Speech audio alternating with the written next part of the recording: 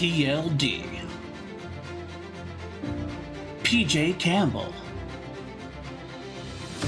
Two mediocre white dudes on film. Because frankly, we know you don't have enough of that in your life. So we're here to give you more. And without further ado, here are two mediocre white dudes on film. I say this every week. There's numbers. I knew you were going to try to get ahead of me. I saw you trying to get ahead of me, but I'm telling you right now, I love seeing the numbers, Paul. It means that we're back and we're recording. We are recording. I did try to get ahead of you. I was wondering if I could beat you to the punch. I almost saw you you didn't have that look in your eye. When you see the numbers, you have this look in your eye. It's a very exciting look, very like you're ready to go. Wasn't quite there, but you sandbagged me. You had me going. I tried to jump in. No, I can't do it. You can't do it. You can't beat the best player at the game, man. Don't hate the player, hate the game. Or hate the tailor. That's fine too. But beside the point, man, I'm excited. You know why I'm excited? Because last week we ripped Annabelle to shreds. I fucking hated that movie. Oh, it was so bad. God. It was so bad. So bad. And that this week, James Wan is back. And I'm excited. I'm excited again. I'm excited. I can't wait to talk about this one. I got to tell you, the one thing I said in my notes written down, I think one of the first notes I wrote as I go through the film, I go, there's more personality in the first 3 minutes of this movie than Annabelle had in their entire movie. It is amazing what a competent filmmaker does in like 3 minutes of film.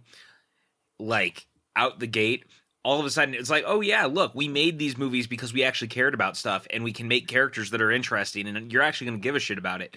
Like we're not going to get into it just yet, but holy shit, man, it is something. I mean, just the tone alone right away, you know you're in for something special. You're not bored out of your mind after the first 5 minutes. You're in, you're drawn in, you're ready to go.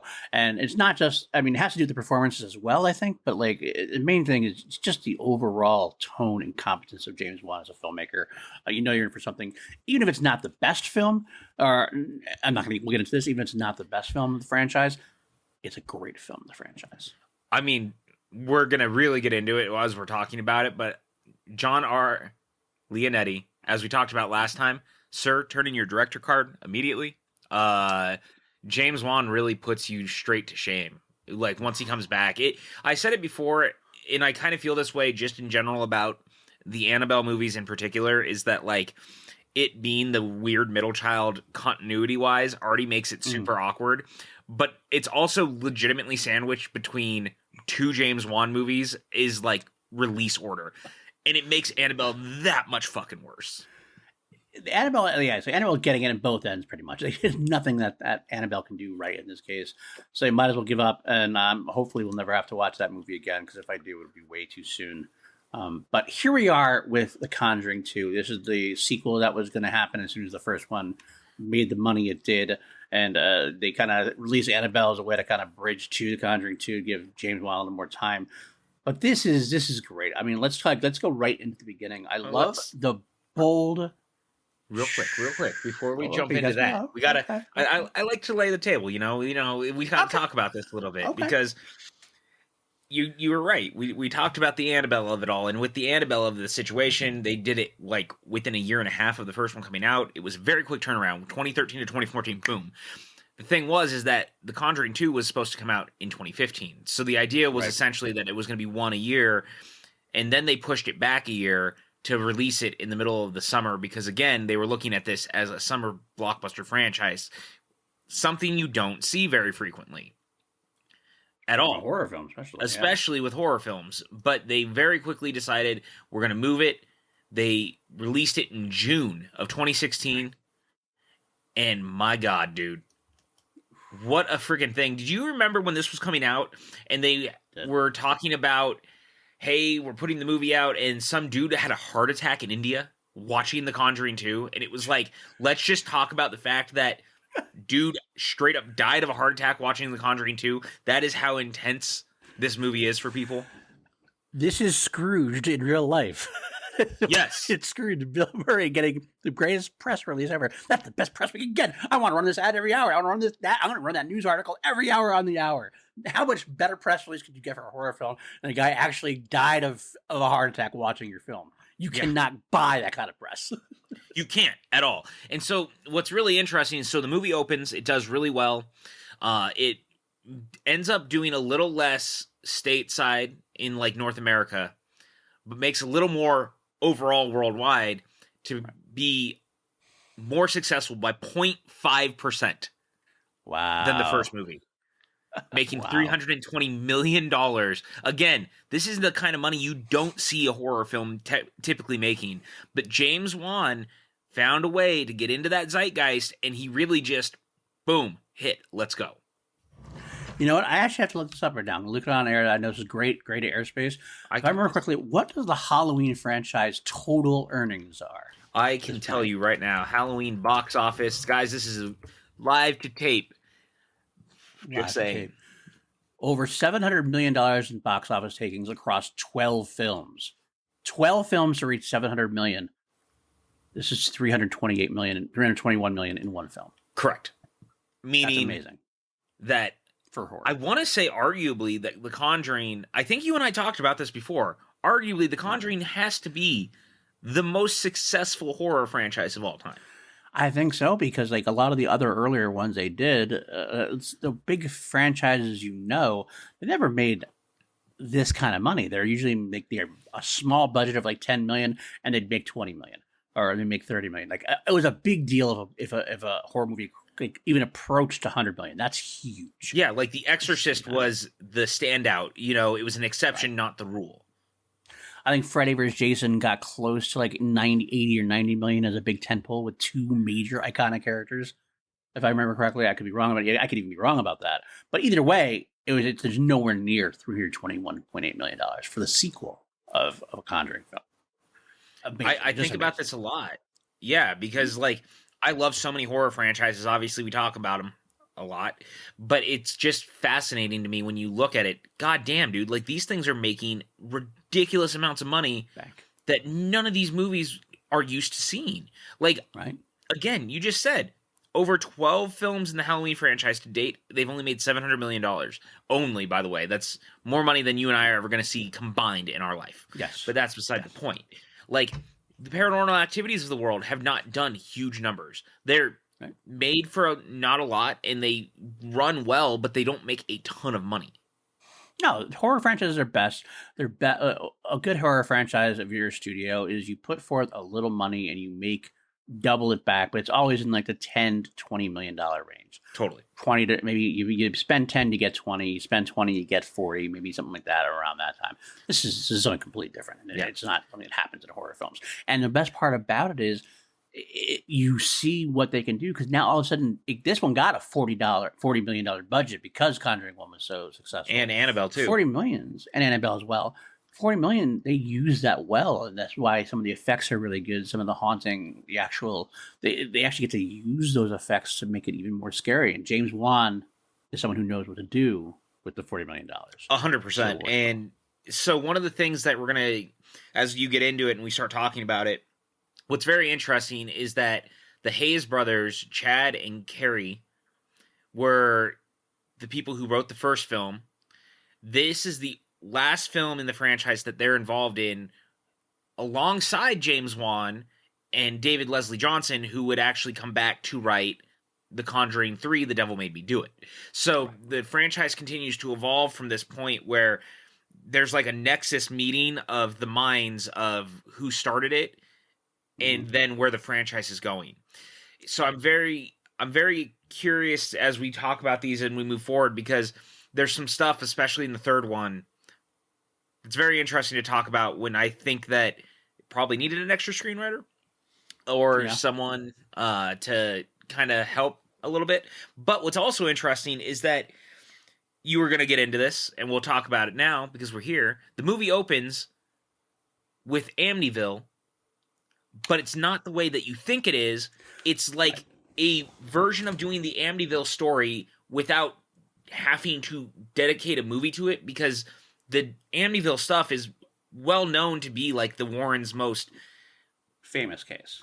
Famous, obnoxiously so, to this point, that the Amityville has had its own franchise from that one incident. Right. And That so would spawn an entire franchise. That's what we're saying. It's a bold decision by Wan to. It's a very bold decision when they made the Conjuring, the first Conjuring. I don't mean to interrupt you. Please, I want to touch base with this real quick. They made the Conjuring. They decided to do the files of the Warrens, of all the Warrens cases, and they went in there knowing that, like, okay, you can't really do Amityville. I mean, because you could. I'm sure. Actually, I wonder if at any point did Wan ever consider doing Amityville as a remake. But I think they always kind of decided not to. And that's a great choice. It's a bold choice. But what makes it even more bold to do is to then still have it in your universe. And that's how you open the film. You're opening the film and saying, here's my most famous case ever, but that's not what this film's about. Yeah, you get, like, it's the basis of the rest of the movie, but it is not the movie. And it's such a bold, interesting, different choice. And I remember the first time I saw it, because I went opening night, because I love these movies, and I was so taken aback when it started, and I was like, they really went for it. They really went for Amityville. The other bold thing about this choice of a project is that they did it about the Enfield poltergeist, right? Which was notoriously known as a case that most people think is fake. And to take that and, like, to go off the first movie to go to here, there's a similar vibe of it's like a family and there's experiencing hauntings, but there's like this extra media scrutiny to this one that the original family doesn't have to deal with. And it becomes very fascinating because they find a way to really work through it to make it, could it have been? Maybe, but also maybe there's more to it. And I really love the way that they're taking this kind of story and they're twisting the narrative just enough. Yes, just enough to make it interesting, just too much to make it something that's not only watchable, but desirable. You want to know what's going to go on. I will say there is, I think I might have mentioned this before in the podcast, that the Warrens as a real life couple who were, they were supernatural investigators and did this kind of thing. There's, cases people think that they're scammers themselves, they're hoaxers themselves, and everything else. Right. Potentially, I don't want to libel. And I don't know. I've done some of the research I've read about. I mean, I can see what people say, but hey, what I put that aside, because I know, like some people, I forget, like some people in our community even said, like, you got to remember that the Warrens were not good people, or whatever. And I put that aside because I don't care. I don't care about that. Yeah. I care about the Warrens that we're presented with, and that's all I worry about. I don't get on my soapbox with you because I'm with you in this.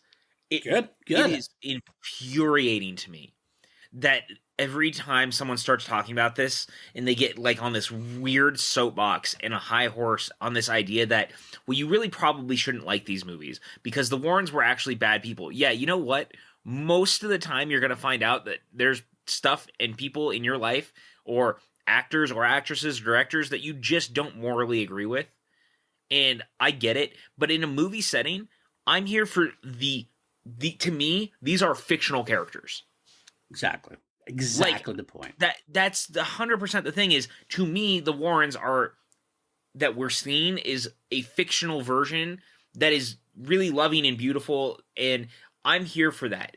Is it a Hollywoodized version of it? Sure, probably. 100%. But isn't most biopics, negate tons of the negative stuff?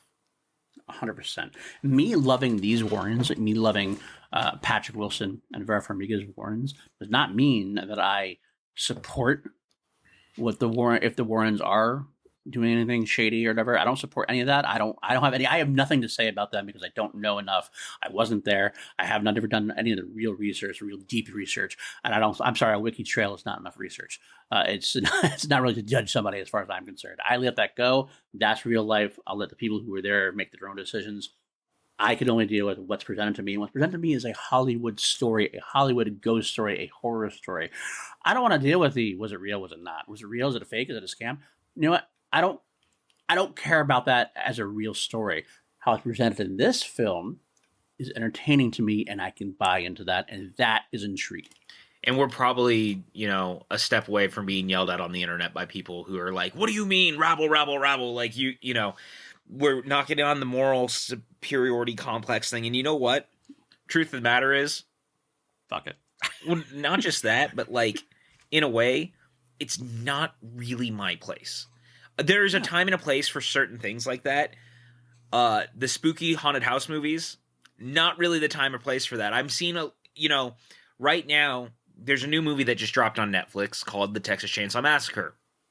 Sequel to the original movie, named the same thing.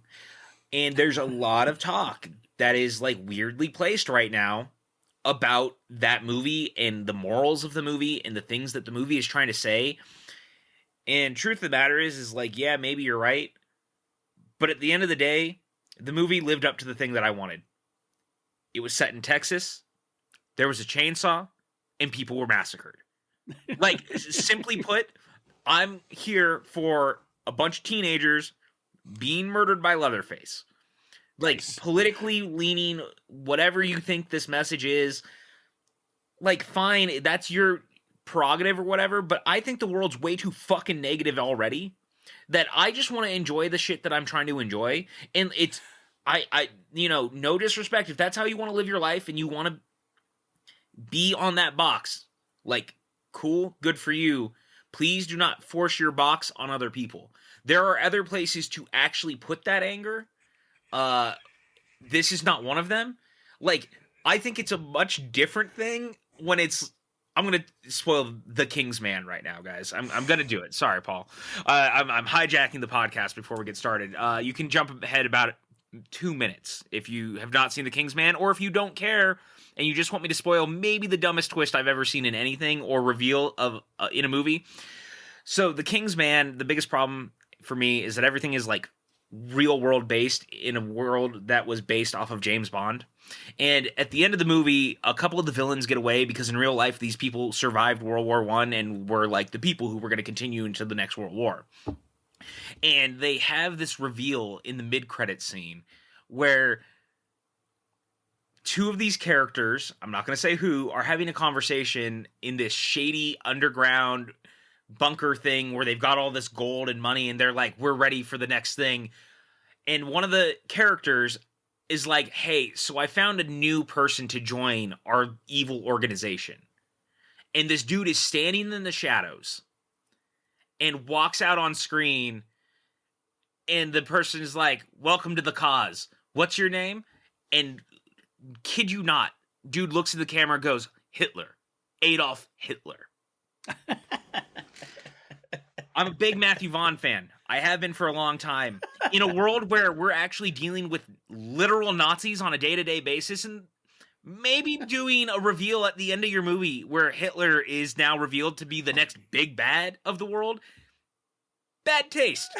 You can be mad about that. On the other hand, maybe let's not be fucking angry that Leatherface massacred a bunch of people. I don't know. Maybe it's just me, but I wanted to watch a movie called The Texas Chainsaw Massacre where people in Texas were massacred by a chainsaw. Super fucking simple premise. I'm good. I don't think I can add much more to that discussion. I think you pretty much said it best in a couple of times. Said it different ways and a couple different ways, and I agree 100%. I will just add and say that I don't care what if you look on something and you want to look into the art and you want to have these feelings, feel free to do so. I will look at it my own way, and I'm choosing ignorance, and that's okay. I'm choosing entertainment, and that's okay. Dear Reddit, am I the asshole for saying that I want to just enjoy movies?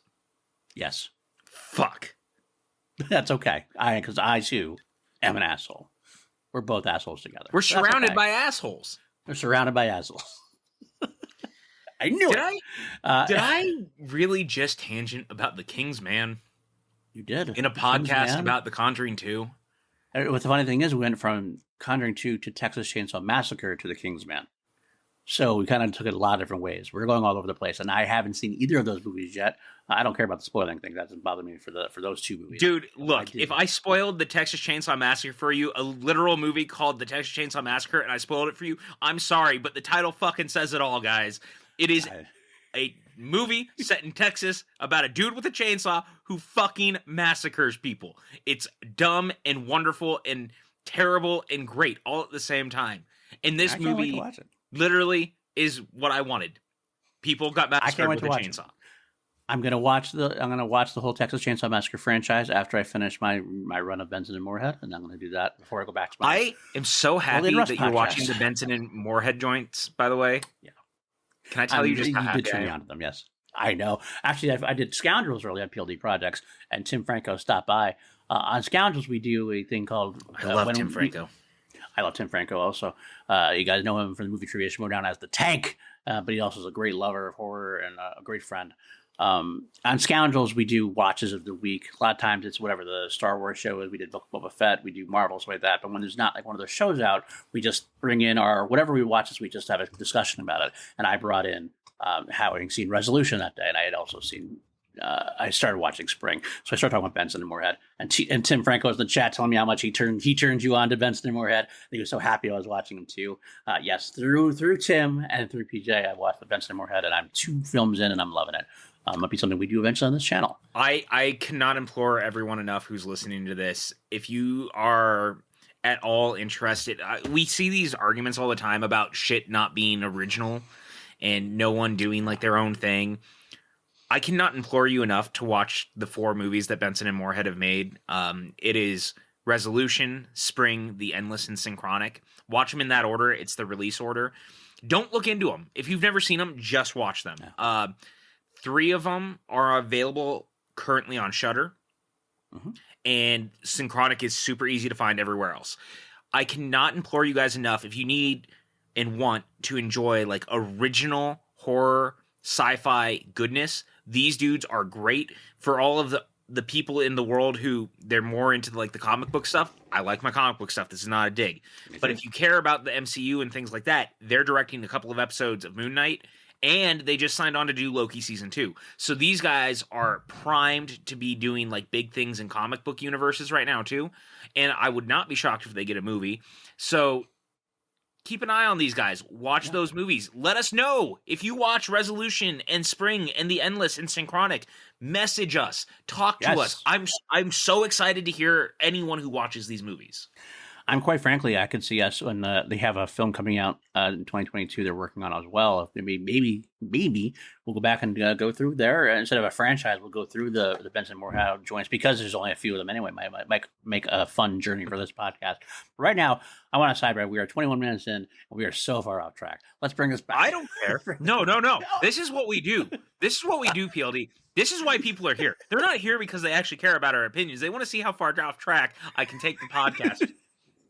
And how quickly I get a chance to really get back in, which is funny because I'm someone who goes off the tracks too. So somehow me like bringing you back is kind of like the blind leading the blind, or the drunk leading the drunk, or something along those lines. The high leading, I don't know. But either way, let's get back to the Conjuring 2. Let's do it. Let's do the Conjuring 2 here. We talked about the Amityville opening. We did talk about the Amityville opening, dude. It's so fucking creepy. It is very creepy the way it does. When she walks through and you get to see Vera Farmiga going through the house and taking the shotgun as if she was Ron DeFeo, whatever. Yeah. It is one of the creepiest things I've seen made to film. And part of it is the coloring. It's the color escape that's used. It's the tone. It's the haze. I don't know if haze is the right word, but there's like this like filter that Wan uses that just it so makes it even creepier than it is. I love seeing. You know what it reminds me of? And this is actually relates to Wan just in general. If you've ever seen the Insidious films, there's these sequences in the movies that take place in a place called The Further. And that's what it reminded me of a little bit. It has that feel of what he did with The Further, because the idea of The Further is that it's based in our world, but it feels off and it feels weird and it's got a different sort of lighting, and it's kind of like a plane of existence. And this sequence with Vera Farmiga is so interesting because Lorraine is kind of in her own plane of existence while they're doing this stuff at Amityville, and she's kind of living through the murders. Right. And it has that feel with that kind of idea of she's in the real place, but it's like a heightened version of that world because she's living through like a psychic plane. And I find it fascinating. It's such a cool concept. And like you said, those shots of her where it's like it shows in the mirror the real killer, but she's also standing there and like cocking the gun, even though she's not holding it. Right. It is exceptional filmmaking. I agree 100%. And far from me, does her role perfectly selling that out. So I do love that opening. It's a great thing. And of course, get into the seance character at this point where we get drawn in, and she gets drawn into this vision where she starts encountering the demonic nun, which is a very big part of this film. So much so that's such a successful part of this film that the nun gets its own movie later on, which we're going to get to. But the part that's most important here, of course, is she has the vision of Ed being impaled, and it like really freaks her out more than we've ever seen her freaked out. We've seen her with some crazy ass shit at this point, but she freaks out. We see Ed, and it's a great setting up. It's a great usage of the Amityville to set up what is going to be a big emotional connection throughout the rest of the film. Well, and what's so fascinating for me about everything with Valak, there's a couple of things. Number one is that Valak overall becomes like a very integral part of the entire universe. Because if the farther you get into the movie, the more you realize that they talk about in the first film that, you know, they went to that exorcism where things went wrong, and it turns out that Valak was there then too, and that's when she originally had the vision about Ed and things like that. Right. The other thing that's fascinating to me about Valak is that the nun, as we know the character, was all done in reshoots. Right. That character was not that way. If you guys go back to James Wan's Instagram, and if you guys are not following James Wan on Instagram, I could not recommend it enough. His handle is Creepy Puppet, and he's really great at what he does. And he posts really cool stuff. But he had posted these pictures that they had created an animatronic demon that looked really cool. He was working on an adaptation of Castlevania at one point, and some of the design kind of came from that character. And they created it, and they shot everything, and they screened the movie for themselves before they had screened it for audiences. And he realized that the character wasn't working because it felt too out of left field in the way that the character looked and felt to the world. And so they decided to go back and hone in on the nun, because apparently Lorraine in real life, when he had conversations with her, had talked about how close she was to nuns in her life and things like that. So they thought that an interesting focal point would have been, what if this evil conjured itself into something like that? And so everything with the nun was done in reshoots because they were trying to find a better way to focus it. And I think that is, how talented do you have to be like, you know what, man, I'm going to redo like all of this, because that character is so incredibly like integral. Like ingrained in this film. Valak is everywhere. And with reshoots, he's able to really lay that seed and make it even more important. Like that's a very impressive go to make. I will say, as an overall view, that some of the arguments I've heard against this film, or negative criticism, I should say, of this film, is that it is overly complex. It's a little bloated at times. And it's not necessarily, I don't necessarily disagree completely, because it's definitely much more of a complex film than the original Conjuring was. Yeah. This has definitely got a lot more layers than that one did. But I would argue that Wan handled it well, and that in the hands of another filmmaker, a lesser talented filmmaker, this film would have been disastrous. But because Wan is so good at what he does, he makes it work. Not just does he make it work, he makes a film that, in my opinion, is arguably on the level of the original. This movie is great because it puts the character first, and that was always his thing. You had to care about Ed and Lorraine. If you don't care about Ed and Lorraine, the rest of the movie falls apart. You need to care about the Hodgsons and stuff too, but our focal point needs to be the Warrens. And what's so interesting to me is that comparatively to the first one, the Warrens actually take quite a bit of a back seat through the first half of the movie.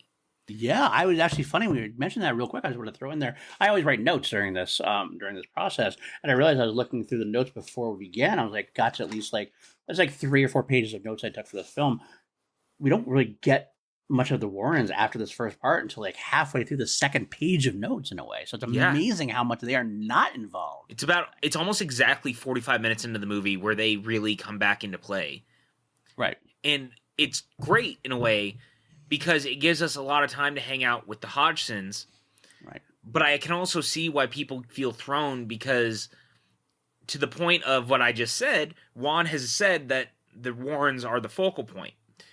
Right. And then you sideline them for so long. But at the same time, it works. Because once you meet up with them and things begin to cross the specific ways they do in the story, I'm suddenly like, oh, it's cool that they were gone for so long because ultimately, when they show up, it's more impactful.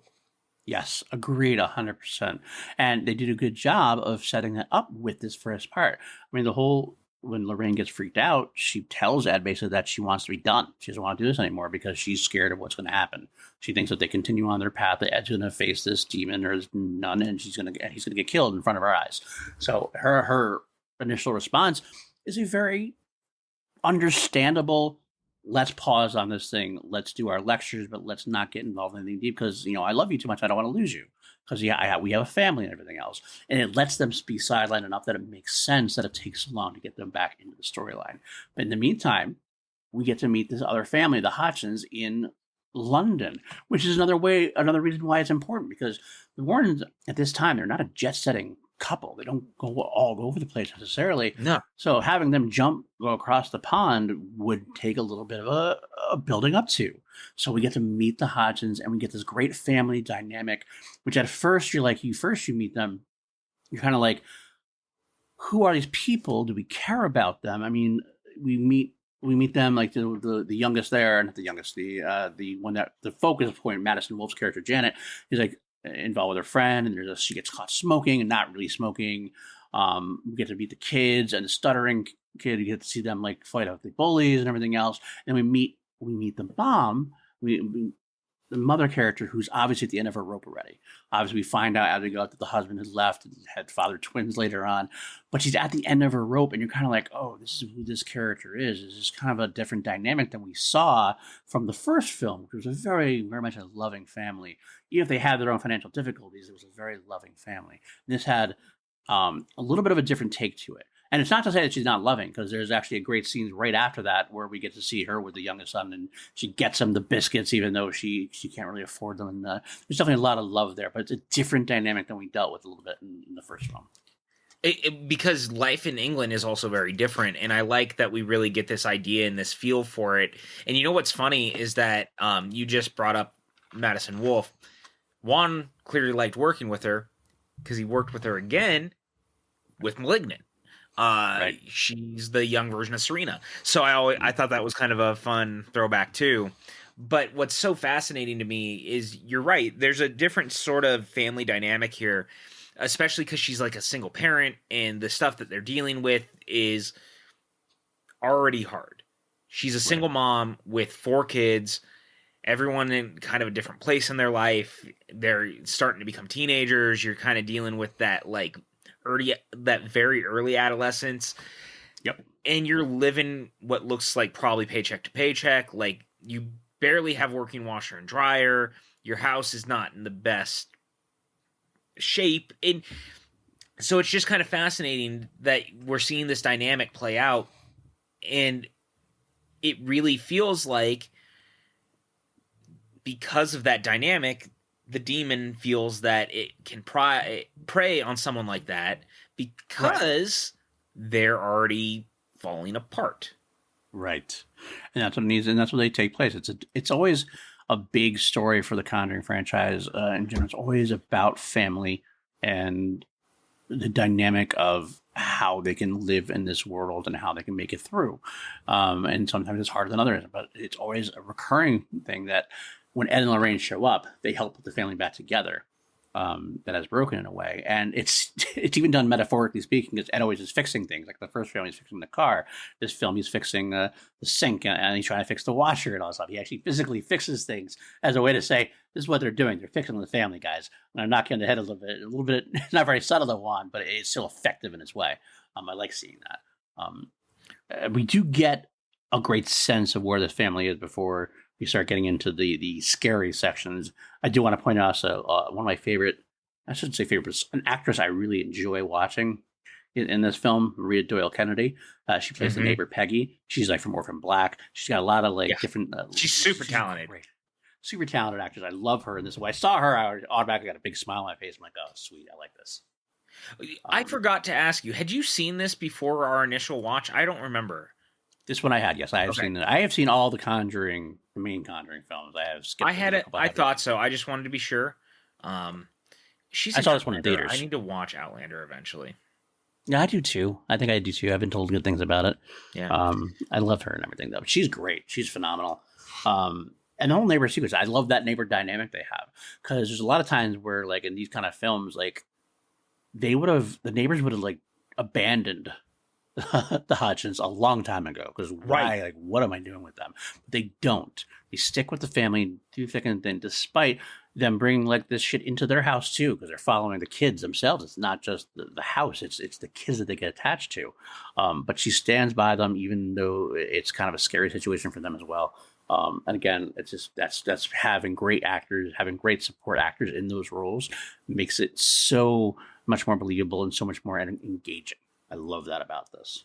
I could not agree with you more. And I think it's really interesting that you bring it up that way, because that kind of becomes the focal point of the Warrens in a way. Mm-hmm. Because when the Warrens are basically told that, hey, this stuff is going on in Enfield, we kind of want you guys to go look. The Catholic Church comes to them. They go, we don't want to be around anything that's got media around it, which this is already building like a media storm, essentially. Right. And they're like, we don't really want to be involved. Right. But we would like you guys to go look and let us know, is this something we should be paying attention to? Should we care? Right. And Ed kind of, like, the person leaves, and Ed's like, look, we don't really have a choice. And she's like, we always have a choice. And he goes, but when did we ever leave a family behind? Exactly. Hits her where it hurts. Yeah. Hits her where he knows, like, it's kind of like, I don't want to say he's being manipulative, because he's not being manipulative. He just knows that he can't leave somebody in that needs help. And he knows she can't really either. So he's just kind of like, I'm going to remind you of this.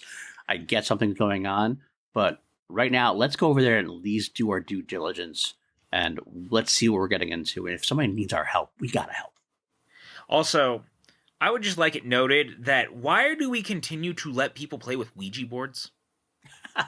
Everything that happens in the Enfield house comes from the fact that children are playing with Ouija boards.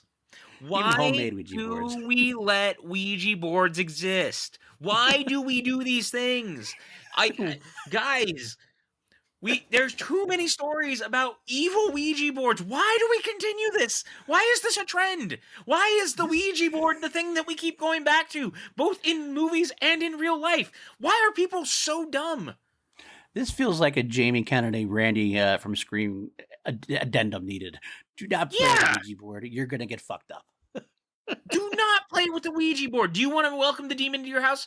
Then fine, the Ouija board is for you. Like, that should be the warning on every Ouija board. When you go to a Target and you see the Ouija board, the warning on the front should be, warning, if you play with this, your family and your life is about to be fucked. That should be it in big letters. Like, every time you see a Ouija board, it should say, your life is doomed. Like, playing Jumanji at this point is a better idea than playing with a Ouija board.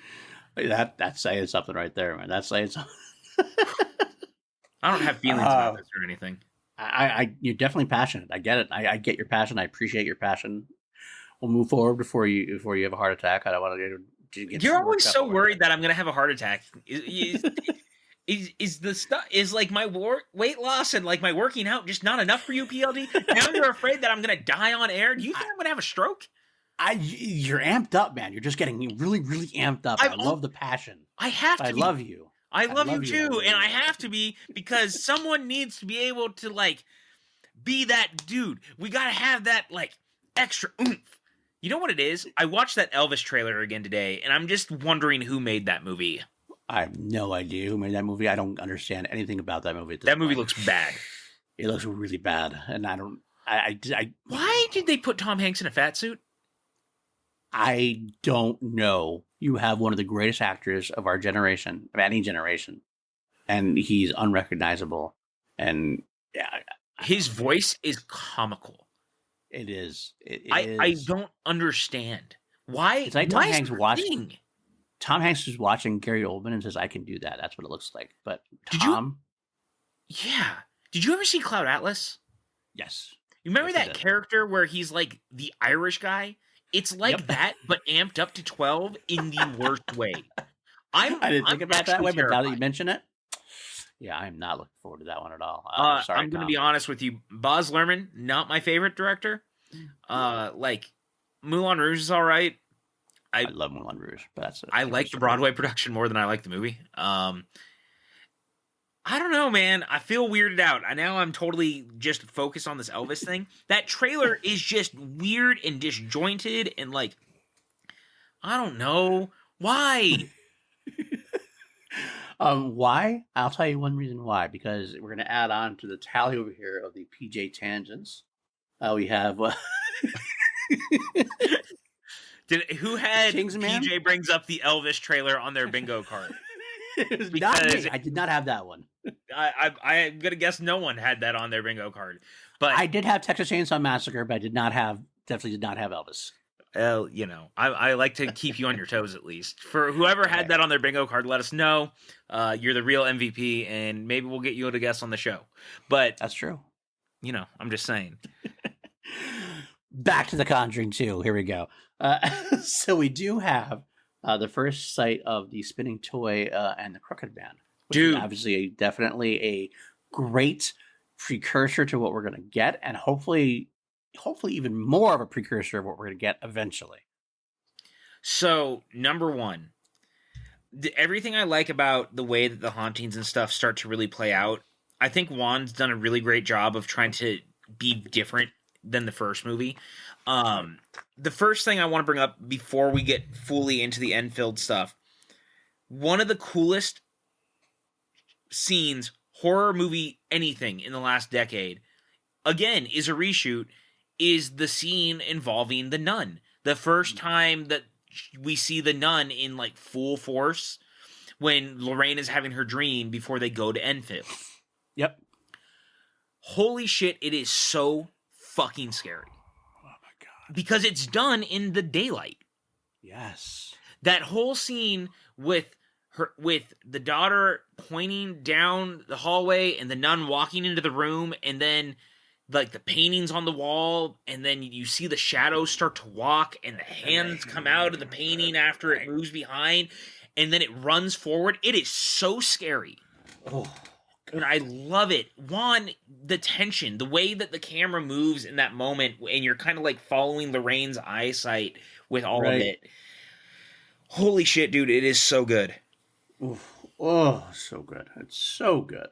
But then we get, like I said, it's the Crooked Man toy is visible, and that comes into play later on as well. I do hope we get a Crooked Man movie. They've talked about doing a Crooked Man movie, and I haven't heard much recently about it, but that's one of the ones I definitely want to see as a movie. So the setup for this too is also great. This was such a brilliant moment because after the first realm or first wave of weird supernatural stuff that happens to the Hodgins, they go to their neighbors, and that's where they're staying. And they set up in this scene that they have a dog. And the dog has a bell that it rings to go outside. So everyone's sleeping. They're staying at the house. And the bell starts to ring in the middle of the night. Yes. And Billy wakes up. And he's kind of looking around. And he's like, oh, is it the dog? And he goes over. And the bell, there's nothing there. But the bell's ringing. And that's... It's so creepy and so, like, intense. Then the Crooked Man comes out. The dog becomes a transformer. Correct. That's what happens. The dog becomes a goddamn transformer, and it's the creepiest thing, I think, in the film, honestly. All of a sudden, you're looking at the dog. I'm looking at a dog. I actually rewound the scene 3 times to watch it, and it's just a dog. It's just a dog, and all of a sudden, it just kind of... and just becomes Crooked Man. I'm like blown away. I'm like, holy shit, this guy's fucking creepy. The effects work is second to none It is so remarkable. The way the Crooked Man moves, the voice that the Crooked Man has, it's so terrifying. And then Billy goes running into the room, and he's super freaked out. And he wakes up the parents, and you still hear the Crooked Man coming down the hallway, and you see the shadow. And then Janet comes around the corner, and she's still possessed by the voice, and it's super fucking terrifying. Wan's attention to building detail in scares like this is, like, again, second to none. He's so good at what he does. And that's even with earlier in the movie, or is it the same scene? Man, it runs together a little bit because there's so many great moments in the movie that have this stuff. But the fire engine. When they're playing with the fire engine.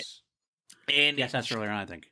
Yes. Yeah, a little earlier on, but the way that the fire truck goes rolling out, and then it's like, roll it back. Oh, gosh. And it's so creepy that he builds tension in such a very specific way. There's no one quite like Wan when it comes to this. Like, I know people get real high on this idea that you can't do jump scares, and jump scares are cheap and all this, but I could not disagree more in the way that Wan does it, because I think he is so good at building tension, and he doesn't go for the cheap scare almost ever. Does he? Sometimes, sure, because a cheap scare also can be very effective. But there's wrong with a cheap scare. I don't want to jump scare every once in a while, but if it's done right, like Wan does, it's even better than it should be. Right, and that's the thing, is I think there's always blanket statements made about, like, X thing is really bad, and there's people online who actually think that Wan is, like, not a good filmmaker, which I think is batshit crazy nonsense. Yeah. But catch me outside. How about that? That's what I say about that. Yeah, goddamn. Like, I will fucking throw hands. Yeah, I would definitely throw hands. I will Jack Reacher this bitch. I will turn this car around and Jack Reacher this bitch if I've got to. So, wow, that was tense. Sorry, I'm going to bring it down a little bit. But I really do mean, like, it's weird to me that people get on this hill that Wan is maybe one of the great filmmakers of this generation. And one of the things I kind of said in our Conjuring review leading into this one, and I think it still applies.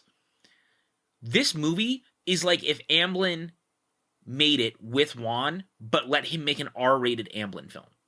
Because I get that. Kids are the focal point of it in a way that they are not necessarily in the first.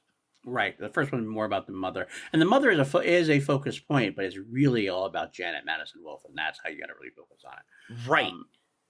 Bringing that back, I will say I definitely skipped ahead a little bit with I started talking about the Crooked Man. But they had the whole lead up with Madison and the sleepwalking and the chair and the rocking chair and the staying at home and hearing the voice. One of the best parts about this film to me is something that's very not done at all. Wan is great at like avoiding tropes, or if he uses tropes, he twists them in a way that's like, that's different. I've never seen that before. And part of that involved, in this case, we get the typical haunted house scenes, almost like a replay of Conjuring 1. Almost replay, where you have Janet in the bed and her sister there, and you have the man and you have the old guy in the room scaring them, and they move Bill around, and they jump Bill, and then she jump scares, she gets the mother, and then the parents come in, and like in the Conjuring 1, they don't see anything. I don't get what's going on. Nothing big. That happens a couple of times. Instead of doing the, I don't want to say lazy thing, because it's just more of a classic thing. Usually what would happen is the mother would come in, and you wouldn't see anything, and it would be a couple times later that the mother would be brought in, and she'd finally go, oh, I see something now. No. Right away, the mother's about to dismiss it. Boom, that dresser moves, and she sees it. Slams the door shut. Oh, fuck. And what's so interesting is, because you brought it up earlier, as it was, Janet had been caught smoking, quote unquote, at school and all this. So there's already this idea of tension between her and her mother, because the mother doesn't believe her. Right. So that makes the scene already like she's going in there to be like, nope, not gonna believe you. I just want to sleep. Like, let me go to bed. And then she sees it. And boom. And then what's even better, Wan doubles down. How does she double down? He gets the police involved. The police come investigate, and they see stuff happening. It's such a different take on things. I didn't expect that. So when that happened, you're like, oh, okay, well, how are they going to get around? And the truth is, they get around it realistically. Because if this happens and the police sees it, like, when you watch it, if the police nothing happens and the police go away, the police are like, oh, they're crazy, and that's how it runs. When the police see it, and they're still kind of like, yeah, this is beyond us. Good luck. Like, cause that's and even they're even like, look, if someone asks us, we'll say what we saw, but there's nothing we can do. What are we gonna do about it? I'll send the priest down. Maybe the priest can help you out because that's how it would be. And I love the choices that Wan made with that and doing that storytelling that way, because it brings in that, like, because it starts really conflicting this whole, like, people believe this is fake. People are going to believe this is fake. And there's the obvious storyline later on as it gets going. Is Madison Wolfe faking it? Is Janet faking it? We see that she's not, and other characters see that it's not too. So it makes up an interesting tension point when some people don't believe her later on. Well, and I think that's, again, so we talk about in the first one, the first movie is about faith, right? Mm-hmm. Yep. Like, very strongly about faith in a higher power and a higher being, and like a relationship with that power and what it means. Mm-hmm. This movie's about a faith in people. It's a very different kind of faith. It's the faith that these people are not lying to you. It's a faith in that you believe in the person across from you to love you enough to keep you from the edge. It's about the faith of what you're doing in life and keeping you in, like, safe. It's so fascinating to me that one is a movie that feels so much about, like, your faith in a thing and then faith in a person. Like, it's a very different scenario, but they go so well together and hand in hand for that reason, because it's human. It is human to want to believe in a higher power because you don't want to believe that you're here for no reason. And a lot of people live a life that goes to that idea. The Warrens lived a life literally about that. 100%. They also lived a life about believing in humans and believing in people. And that's what this movie is. Agreed. 100%, man. Oh, it's so good. I would say the interesting part, and then at that point, we get, after the police investigation and everything else, we get the TV producer coming in, and the TV producer wants to put them on TV. And at first, the mom is like not really wanting to do it, but she realizes that this might be the best way to get help. It gets the church story out there, and it does get the story out there because that's how the church finds out. That's where Ed and Lorraine get sent in, and we get that first moment where Ed and Lorraine go in the house, and Lorraine is not really seeing anything. She doesn't really sense anything. They do the interview with Janet, and we get to hear old Bill talk through Janet. And it's that kind of like, is it or isn't it begins because she can't do it when he's looking at her, can't do it when she's got the mouth of water, so she could have spit the water out, all this kind of stuff like that. But it becomes an interesting scenario. Bill's got a great voice. I love the voice I use. It's so creepy. But it's so creepy. It's so well done coming out of it. But I love how they bring the Warrens in, and Warrens are very trepidatious about this because of what was set up with the Amityville stuff earlier on. One of the things I find so fascinating too, just with all the setup, is having this like intense media focus surrounding it, because they keep doing these different videos and these ideas of like selling this story. And now the Warrens kind of get caught in the middle of it, because even when the movie starts, we kind of overlooked this, but like, so they're on this television show, and the guy's like, all you guys do is chase stories to make yourselves famous. Like, so they're even not necessarily comfortable being involved in a way because there's this media scrutiny around it, because people are making them out to look like they're chasing money or chasing these stories to make themselves famous, when that's not really the case. And everyone in this group, but Maurice, he kind of wants to believe it. He's the host. He's the Simon McBurney who was in Rogue Nation. He was Atlee.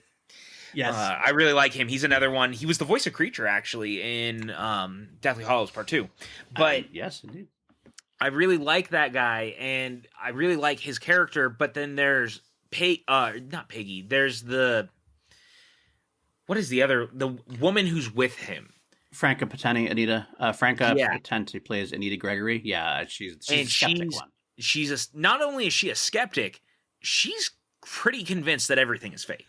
Yeah, she is completely on. She is the big cynic of the film. Yeah. And the one that they have to convince. But the great thing about her, real quick, I'll throw in there two things about her and Maurice, I want to say, is she's not like overly like she's overly cynical. She's obviously the one who doesn't believe in any of it. But at the same time, they use her just well enough that she's not annoyingly, and you don't really want to see her get killed. Like, this is a character like in horror films. You're kind of like, oh, I hope the fucking ghost just gets her and slaps her upside the head. She's not that way. She just is a very realistic cynic as far as that goes. She's very cynical. She goes, the mom wants the housing. She's already on the application. She's seen this stuff before, and you're annoyed by her, but not too. It's not overly done, I think. I 100% agree, but I still kind of want to drop kick her. If I'm honest with you. Oh, you do? Oh no, she's definitely someone you want to. Yeah, I agree with that to a point. I want to throw out the Maurice thing. What I love about Maurice is, again, it's one of those. Maurice is a character that Wan uses as a way to go against the grain as far as tropes go. Mm-hmm. Maurice is the character that in almost any other horror film would have been the sleazy car salesman type TV producer just looking for fame and money for himself. Not really a good character, not really a great person at all. He'd be killed eventually by the ghost because he'd be really greedy son of a bitch. Yep. Maurice actually shares one of my favorite scenes in the movie. I'm jumping ahead a little bit, but I don't mind jumping ahead when something like this is the scene he has with Lorraine. Him and her are talking, and he says, I can't remember the exact line of dialogue. I wish I did. But Lorraine kind of prejudges him because it sounds like because he says something. I think it'd be great to be a part of history, and she judges him for that, and judges him like almost harshly. And she gets really like self-righteous about it. And there's our heroic character getting self-righteous about something, and then he pulls the wool out from under and has this story about his daughter. And you realize at the heart of it for him is he wants nothing more than to believe that there's something beyond, and that his daughter is there, kind of thing. And it's just a really heartfelt moment, and it just sets the character up for the rest of the film, and sets up what we saw already from it. It's not like something, it doesn't change anything about him. It just lets us change perspective on him, and it makes it one of my favorite characters from that one scene alone, as well as what it does for Vera. It says that Vera is fallible. She's not someone who knows everything. She makes judgment calls too, and they're not always right. And she gets the wool pulled up, and it's just great to see this little dynamic between them, and it's one of my favorite parts of the whole movie. If it wasn't for Lorraine and Ed and the performances that Vera and Patrick bring to the roles, I honestly don't know if I could love the movie as much as I do. And the truth of the matter is like that's how I feel about the third one. It's kind of the way I feel about the universe. These movies hinge on the fact that these two exist because we care about their dynamics so much. And I'm going to jump ahead once everyone arrives and the pieces are now in place, if you will, the Warrens show up and they're there kind of feeling everything out like you brought up. An incident happens that night and it's super terrifying. Janet gets locked in her room and there's like the door is chained and her mom goes to try to get her out and she can't get her out, but they see Bill behind the door and it's super creepy and the door is chained and they break down the door and they get her out. And it cuts to, and this is my favorite scene in the movie. This is my favorite scene in all of the Conjuring movies. And it's the reason that I love this series so much and the things that it does is that the movie stops to have this very quiet moment. Everyone's super terrified. They've been going through so much. And this is the Steven Spielberg Amblin thing that I was talking about a little bit.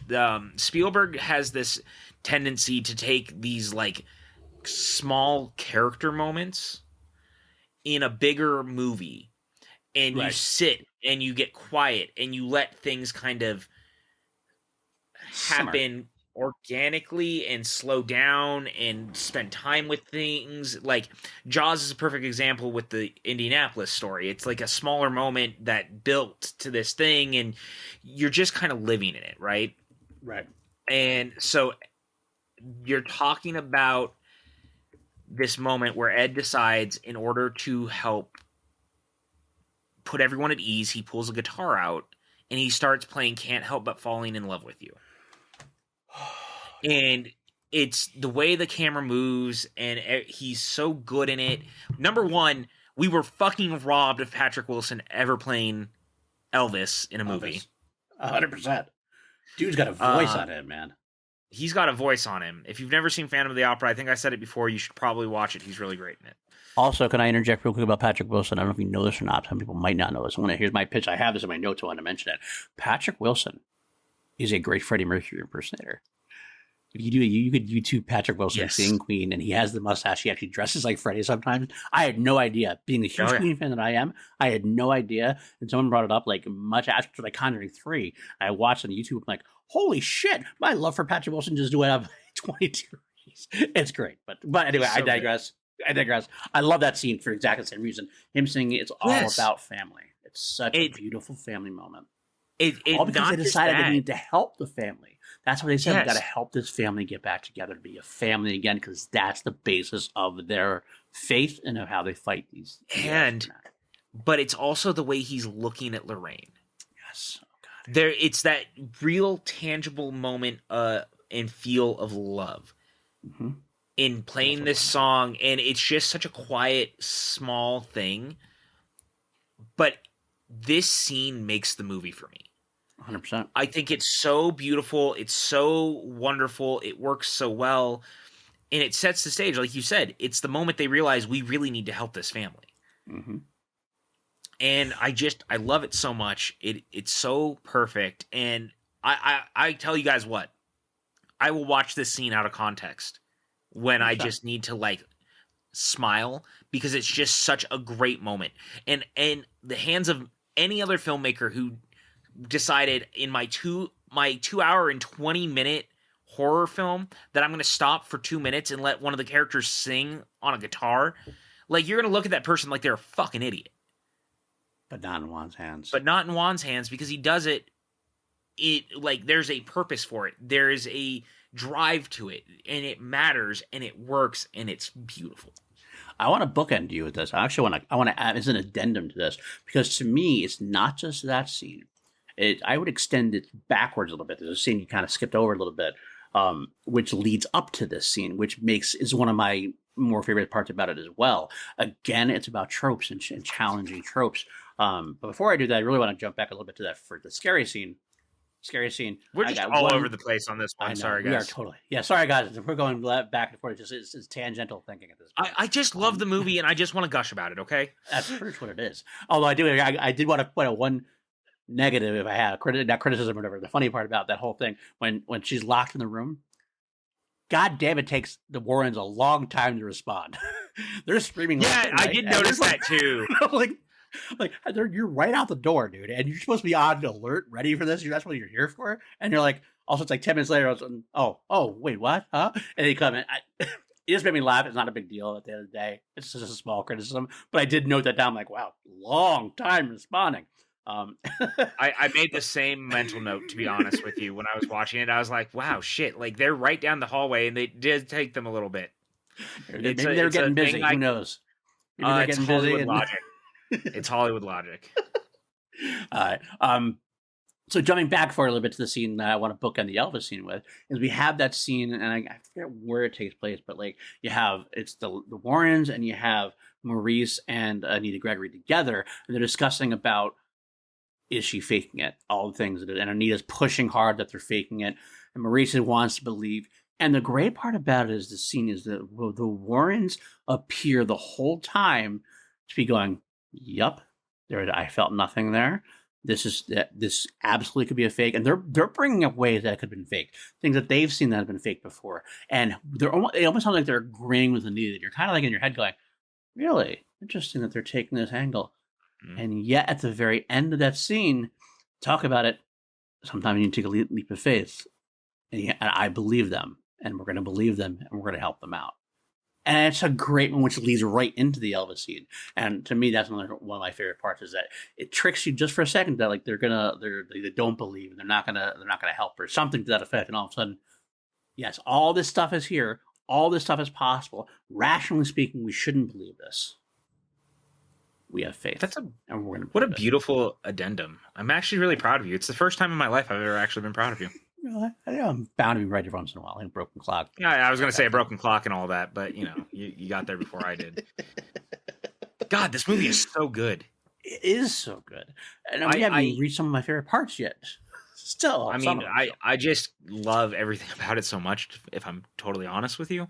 And that's the thing is, like, you kind of brought it up earlier. Like, I hear people who complain about it, and it's like, you can feel how you feel, but I think there's a lot of people who kind of miss the point of the movie. And I don't mean that to be a dick. I don't mean that to be like, you don't fucking understand it, so you're an idiot. But I do think that there's people who wanted it to be just the first movie, and it's so much more than trying to retread the first movie. It's so much more complex. They add so many different layers to it, and it's something that needs to happen because I honestly don't want a retread of the first 100%. And I think most people would actually feel this. I think they want it, but would have been disappointed if it was. And so instead we got a retelling of the first film with a lot of twists to make it its own unique version, and that's what I love about it. What we're going to jump to now is some of my favorite parts is the way that it gets, and I think this is where some people say it's a little too complex, maybe a little too overly complex potentially. I disagree. I think it's complex enough. I get that it takes a few steps to the point where you're kind of like, oh, okay, I got to go with this, and I got to go with this, and it's a little more than what you thought it was going to be. But it's done so skillfully to me that I think it's handled well. We get the moment where the kitchen scene happens, or whatever, and they notice after. This is actually we see the Warrens are down there, and Ed fixes the washer, but gets attacked by the flood, and the mother gets attacked and they find the teeth. It's all stuff so Ed's getting proven right. Ed's seeing this stuff happen. He's feeling this stuff happen. He's seeing this going on. And yet, right after that, we see Anita having the film version of the kitchen where it shows that Janet is faking. And it shows that Janet is faking it. And it's like, okay, all right. So now we're both caught up. The audience is kind of caught up in a confusing thing because the Warrens are about to leave because she's been caught faking it. And yet, you know that they saw this stuff. Mm-hmm. So you're kind of in this confusing state. When it gets explained that Janet is faking it. She's actually faking a scene because the demon wants everybody gone. This is one of the things I really, really love about the movie because, again, this kind of comes to what I was talking about earlier, is that this case was pretty well known in real circles, in real life, of being fake. Right. And so when I remember initially when the movie was announced and people were talking about it, they're like, why are they taking a story that was proven false, quote unquote, to be the focal point of the movie? Well, because it pushes the idea of what your faith in people is and the things that you know to be real in life. And so I found it so fascinating that they really push that envelope in the way they do. And I think it's such a brilliant twist on it to be like, well, she does fake it because the demon is telling her to. Exactly that's the best way to put it out, is they explain why she's faking it. And it's so well done that way. Mm-hmm. But as the Warrens go, and obviously the neighbors are like, well, you're going to give her hope and then throw it away. It's like they can't do anything else. They're being told that once the church sees this, they got to go. Yeah, once they see this tape, the church is never going to touch this. Right. And then you get... Now, I will say I understand the criticisms about this. I don't care about the criticisms about it. It doesn't bother... It bothers me, but not to the point where it ruins it. And that is a time where we find the Warrens get on the bus and the tapes kind of want to place. And all of a sudden, Ed kind of conveniently gets this like great idea of mixing the tapes together of the two times where he heard Bill talk. And when you put it together, you realize that Bill is actually the good guy in the whole situation and that the nun is behind it all. And so that's why. Are you telling me, this sounds so petty, that Valak was behind all of this all along? Like I wrote in a question 2 years ago that got challenged by a competitor in the Schmodown, that Valak wasn't behind all of the possessions and the things that were happening? That's what I'm saying. And I knew you were right then, and I agreed with you then. And so I don't know if that competitor will actually listen to our podcast. I think he's a pretty busy guy himself, so who knows? But it's true. You got that point. I love Bibbs. This is not actually a dig. So it just makes me laugh because I think back to that. That was literally the first match that we ever did, and it was the first match of me as head writer, and it was our first live show in New York. I was there. And I couldn't get to the stage to do the challenge stuff because everything was kind of a chaotic flow and we hadn't figured it out yet. And I will just never forget that feeling of fuck. And I was like, I was trying to explain, but you couldn't get to Christian or Mark. And I was like, Valak is the one who's possessed everyone. Like you can argue semantics that it was Bill or whatever, but like Valak was the villain. Valak was behind the whole thing. Yeah, 100%. And Bibbs, if you are listening to us, actually, I'm very happy you're listening to us because I really respect you and the fact that you're taking. Yeah, thanks for listening. We love you. I appreciate it. I do love you. But we're just busting balls a little bit there. But yeah, like I said, so Ed's discovering of it is a little convenient. I get the argument there because it's kind of like, oh, the tapes fall down and he has this idea like that's never there before. But what it does do is it shows Wan's attention to detail for weaving Valak throughout, because Valak was there in the beginning. Valak is a part of the whole dream sequence, but you're kind of like left wondering, like, well, what? Well, I don't understand why Valak keeps being mentioned at that point. And then it gets all hammered home. You're like, oh, and from then on in, it's the train goes on runaway status at that point, chugging on towards the end. And I love that it was that complex. That the whole time you're thinking Bill is the poltergeist. He's not. He's just as much a victim as the Hodgsons themselves. I kind of love this idea that another ghost is already dealing with stuff too. Yes, there's something different about a ghost that's haunting a house being haunted by another ghost. It's layers upon layers. Yeah. That's this whole film. If I had to say one word that sums up this film, it's layers. Because Wan just adds layers on everything, from the family, from the families, from the ghost fighting, from the ghost levels themselves. It is all layers upon layers, and he just handles it magnificently. There are a few missteps, but to me, they are not film sinking missteps. They are, as long as you're going along for the ride, you should be able to go through this pretty easily, and you accept the occasional convenience to get to the. So I mean, we are at like I said, 2 hour and 20-minute film. Yep. A little bit of convenience is okay. It's okay. It's really okay. When someone's as good as Wan is, when someone delivers like Wan does, you allow them a little bit of forgiveness. I'm always good with letting the filmmaker do what they're going to do, and I try not to be intensely nitpicky about stuff like that, because at the end of the day, Wan is just excellent as a filmmaker, and so when he wants to indulge and do the stuff he wants to do, then I'm going to let him indulge and do what he wants to do. Like, 100%. As long as it works in the overall confines of the movie, and I think here it does, like, even when it tangents out and feels a little bit longer, I think it's all actually necessary to the plot of the film. 100%. And not only that, because of all the things I've been talking about throughout this entire episode and about this film the entire time, is Wan's challenging of tropes, changing tropes. It's ambitious of him the entire time. So if you're going to be ambitious, you're going to take a lot of big swings. Sometimes you might foul it off instead of hitting a home run. Some parts of it are a little bit of a foul off, but so much of the film is so well done that it's fine that he doesn't quite hit that one out of the ballpark. Yeah. Well, here's the thing. Like, every filmmaker has that thing, right? Like, if you look at Spielberg, he made 1941, and most people will admit it's not a very good movie, but I really like it. Right. I don't think it's like I think it's a mess, but I really enjoy it as the swing that it takes. But every filmmaker's going to have that swing, and I think that here Wan decided to take the swing with the Conjuring films, but he was also like, I can just make the first movie again, or I can try to do something different that's so like character focused that I'm going to make the movie like 20 minutes longer than the last one, but people are going to be irritated because it's more character stuff. It's not about being spooky. Right. And that's what it is. It is the character thing. And I think it serves the franchise well. I think you and I both agree that the Conjuring films, I think the Conjuring 3 is probably a step down from the Conjuring 1 and 2, and we'll get there eventually. Totally. Partially because it's not Wan. It's not Wan directing, and that's a big thing. But the Conjuring films themselves, mainly because of Vera and Patrick, are definitely the best parts of the universe. The Annabelles have their moments. The Nun has its moments. The little Curse of the Llorona has its moments. But if you're going to pick a film to watch, it's going to probably be the first or second Conjuring as a representative of the franchise.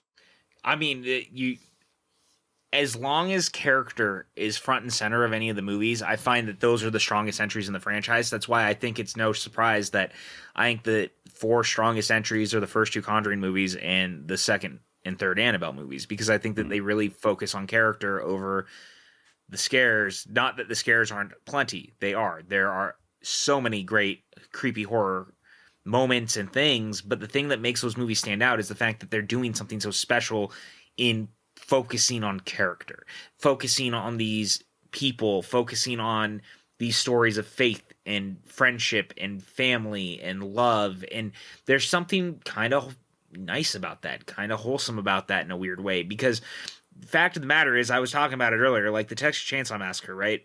That movie was literally just me going in wanting to watch a bunch of people murdered with a chainsaw in Texas.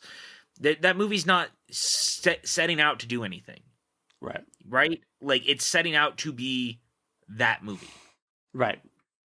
At the same time, these movies set out to be more than that, which is why Annabelle feels like such a colossal failure, because it doesn't land any of the things that this universe is set to be.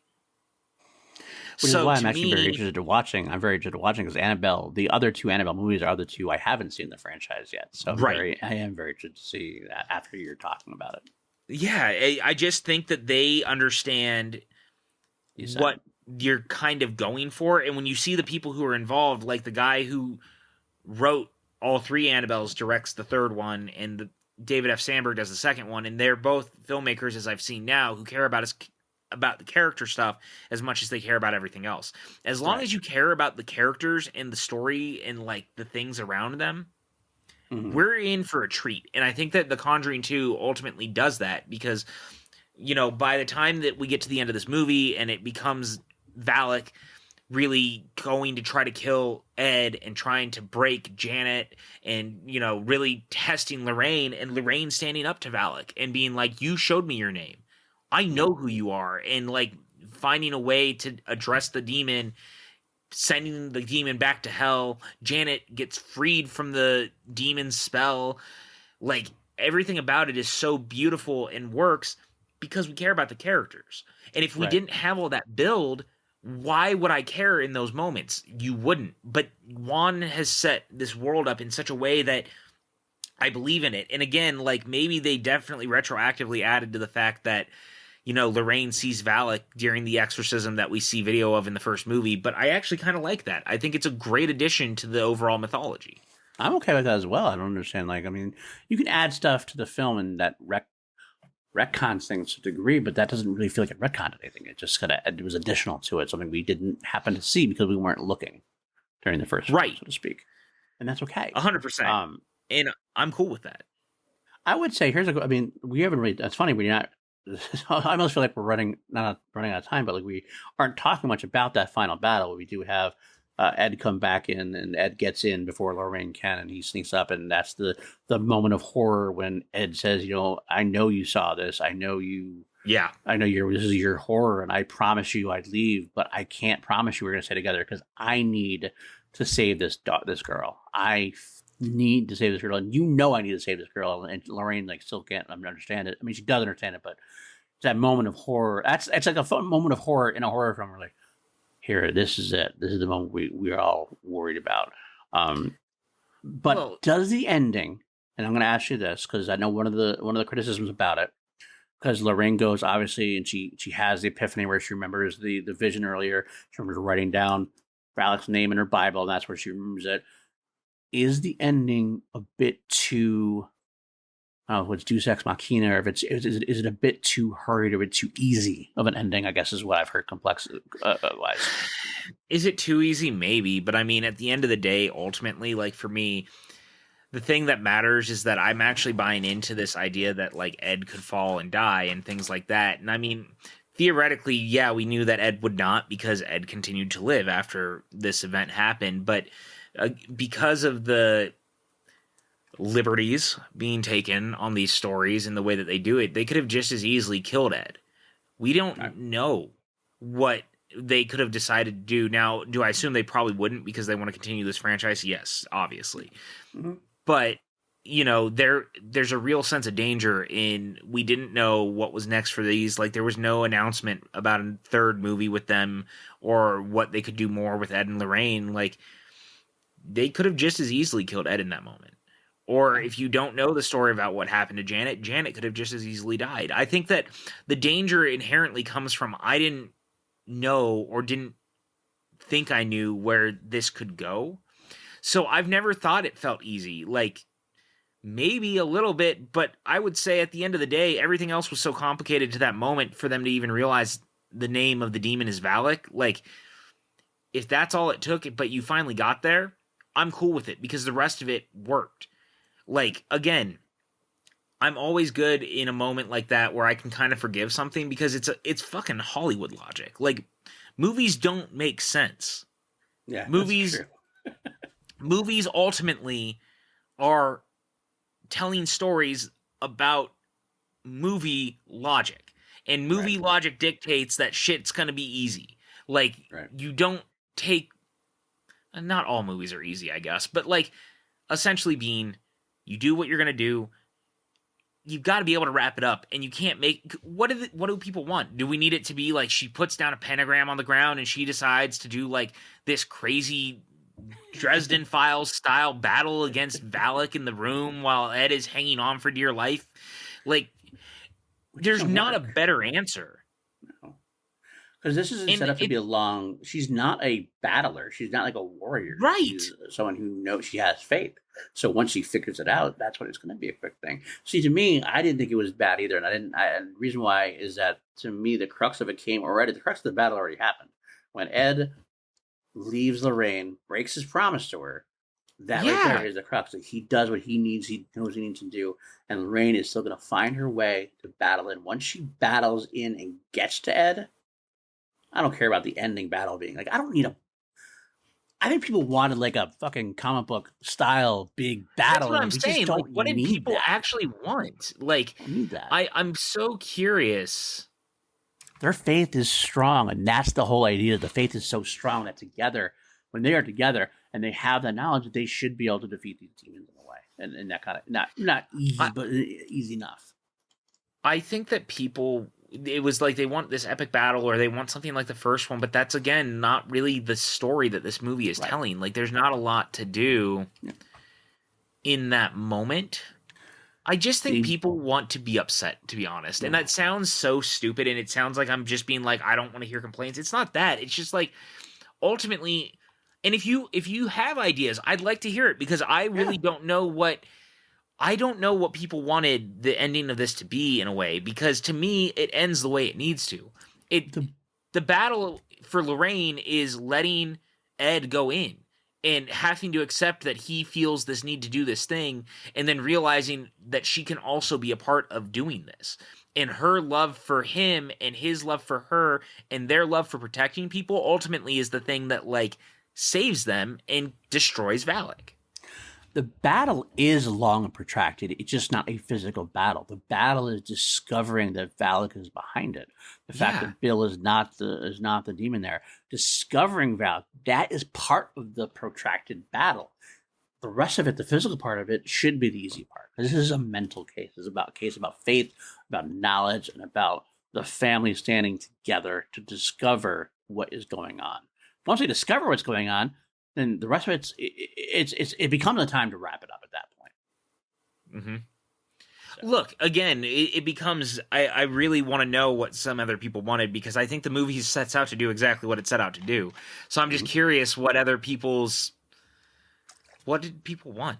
Like, the movie does the thing that I need the movie to do. Yeah, let us know. Maybe you have better ideas. Hey, you might. Somebody out there might give us a DM, and I'll read your DM and be like, wow, that would have been fucking amazing. Yeah. I didn't really bring it up. Dude, I fucking love seeing a zoetrope used in this as a haunted object. Like, the Crooked Man's whole thing being in this little zoetrope toy is my favorite thing, because I think zoetropes inherently are very cool. And I know that's such a weird thing to focus on, but, like, I love a cool zoetrope. I think they're such a neat form of storytelling. And so to take something as small as that and turn it sinister is so interesting to me. And that's some of the best horror comes from taking a mundane object and turning it into something scarier. Yes, 100%. But the best part about that is the zoetrope to me are, well, I'm intrigued by them and they are extremely cool. They're also inherently a little creepy to a degree. So it lends itself perfectly to what it does in this film. And hopefully in the Crooked Man later on too. I just think it's such a fucking cool idea. And of course, the end of the movie, everyone is safe. Ed and Lorraine go back home, and actually they take the zoetrope with them. Yeah. This is kind of where I was going. They take the zoetrope home. They put it in the collection. So the Crooked Man is now home. And where does it end up next to? The music box from the first and Annabelle. Mm-hmm. I love the collections there. But interestingly enough, what I have about this film is that I wrote down the ending is very sappy for a horror movie. Again, because it's all about character, and to have the song playing... Right? And the little dance and this moment between it. Honestly, I could have never gotten another Conjuring movie, and I'd have been totally cool.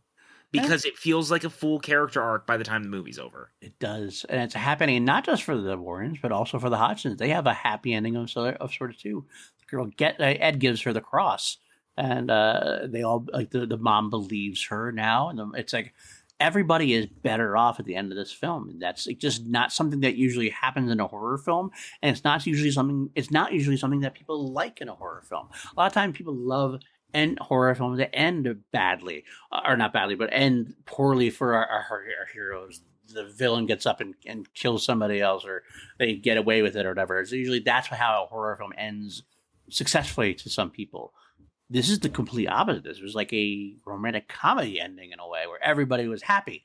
But it works for this film because exactly what you said. It's about the character arcs and about the faith in the family and the love they all had for each other. To be honest with you, I think this entire movie is kind of the antithesis of horror, especially modern day horror.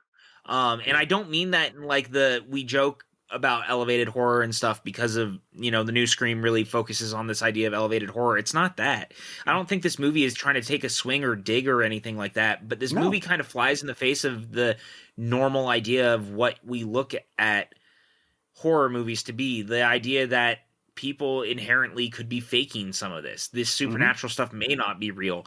Some of this stuff really doesn't matter ultimately, and really the focus is on the characters and not the scares. And I think that's inherently what makes the movie scarier. Because there's this disarming quality of, it's kind of, you kind of said it, there's kind of a romantic comedy-ish vibe, or it's kind of like a period drama that just happens to be super fucking scary. It had moments of real fear. Yeah, because you put your guard down a lot in this movie. The extra 20 minutes from this movie, from the first to this one, is so interesting to me because it becomes so character focused. Yes. And everything about the movie is about spending time with people, and it becomes kind of a high drama. And so then it's those moments that you start to realize you're getting more tense because you're waiting for that shoe to drop. I think that there's a really special build that we don't see a lot of in horror movies, that like, we want you to hang and just wait and get tense and feel the fear in the way that these people were feeling the fear. They didn't want to deal with this, and now they are, and now you're going to. Right. And that is what I was talking about before, is that what we're talking about now is a bigger picture version of what I've been talking about this entire podcast episode, is that James Wan continued in both small and big ways to attack tropes that have been done to death, tropes that are done all the time in horror films. He attacked them bit by bit by bit because the overall film is an attack on a trope.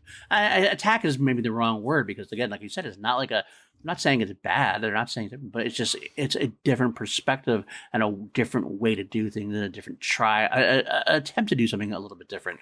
And it works for me because of that. The whole thing overall works because of Wan's ideas. And I think, again, that's ultimately what makes the movie so special and so different and so fun, is that I think that he really wanted to do something that just feels a little different. It's a great companion to the first film. I think that people looking for the first movie went in with the wrong expectations. And I've talked about this before. expectations are a thing that are like super great to a point, but you need to be able to put your expectations aside and let the movie be the thing that the movie wants to be or is trying to tell you, not the thing that you want it to be. Because the thing that you might want it to be is not the thing that the filmmaker set out to do. And that's not on the filmmaker. We need to be able to meet movies on the terms of the movie, not the thing that you built it up to be in your head. 100%, and I agree with that. And I am a I'm not a victim of it. I am someone who did that. I remember watching this film the first time. I think, did I watch this? I can't remember if this is my second time through or my third time through. I remember the first time I saw it, though, I definitely liked it. I definitely ranked it below the first Conjuring. Definitively below the first Conjuring. This time through, I can say that, like, I go war in my head is like, is this as good as the first one for different reasons? And I think it almost is. I'm not quite sure where I'm gonna rank it yet. We're about to get into that. But I did find that the second time through, the third time through, is that the more you see it, the first time through is always the villain as far as that goes. When you have the expectations, you see that the first time, it's definitely not what it is. A lot of times, a second viewing can temper that because you're like, okay, I know I'm not expecting this anymore. Let's see what it actually did give me. What can I find it to like? And it's not like you have to. Some people will argue, well, you shouldn't have to find something you like. You shouldn't have to actively. But I say hoo-ha. To be honest with you, because like, let it go. I actually said hoo-ha. I feel like an old. I love that you said hoo-ha. Number one. I feel like if I can I owe the film sometimes if I let my expectations get ahead of me, I get too much out of the film. I owe it to get another chance and go, okay, let's meet on a common ground and see what I can get out of you now that my expectations are out the window. So it's very interesting that you bring that up in a way, because I'm just thinking about it and I fully agree with you. I am of the mindset that, like, we just need to enjoy shit the way that it is. And I don't know, man. I could go on about this forever. Just let things be the things that they are. And like you, I think I said it before. I think that this movie is not only on par with the first one, I think it might just eclipse it a tiny bit. Because I think that it's trying to say something so different and trying to be something so different while still being like a Conjuring movie. Right. And I think Wan really... We forget at the time, Wan had said this was going to be his last horror film. He was not anticipating doing another horror film after this because he was ready to go do other things. Like he had, Fast 7 was on the horizon, if you will. Right. Yeah, Fast 7 was on the horizon at that point, right? Yeah. No. Yeah. Maybe. Yeah. Time is a construct. But the point is that he was ready to go do other stuff. He was gearing up to do new things. He was going to be doing a lot of different things. He was going to be doing Aquaman and all these other things. And so he kind of looked at The Conjuring 2 as a magnum opus, and I still sort of feel that way. Like, Insidious 2, I think, was actually shot before and came out after.